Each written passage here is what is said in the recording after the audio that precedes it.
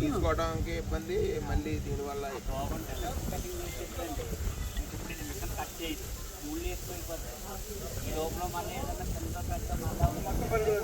ఇబ్బంది అయిపోతుంది.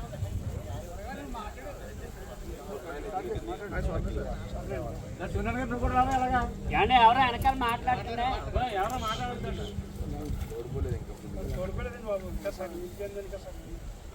అరకే రాలేదండి.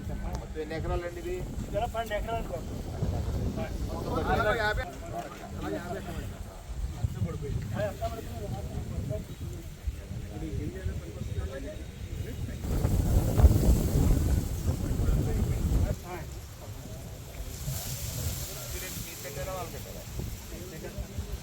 ఎవరో కట్టలేదండి ఇక్కడ.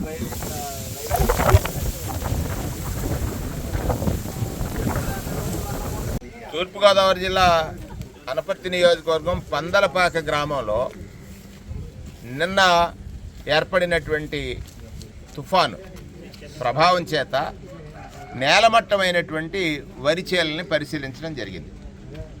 పూర్తిగా ఇంకా పూర్తిగా పరిపక్వానికి రానటువంటి చేలు నేలమట్టం అయిపోతే పూర్తి స్థాయిలో నష్టం ఏర్పడుతుందని ఆ రైతులందరూ కూడా చెప్తున్నారు. ప్రధానంగా మేము గమనించింది ఏంటంటే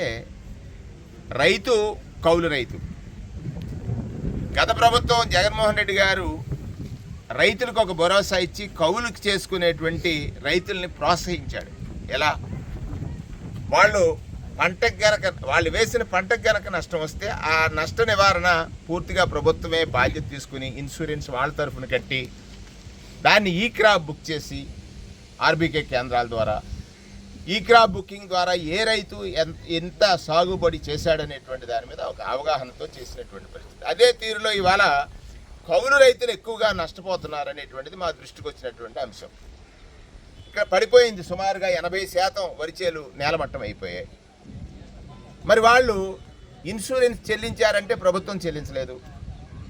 రెండవది, ఎక్కడైనా అరకొరగా సొసైటీస్లో కనుక అప్పులు పొందినటువంటి వాళ్ళు రైతులు ల్యాండ్ ఓనర్స్ ఉంటే వాళ్ళు కూడా అరకొరగానే చెల్లించినటువంటి విషయాలు మా దృష్టికి తీసుకొచ్చారు.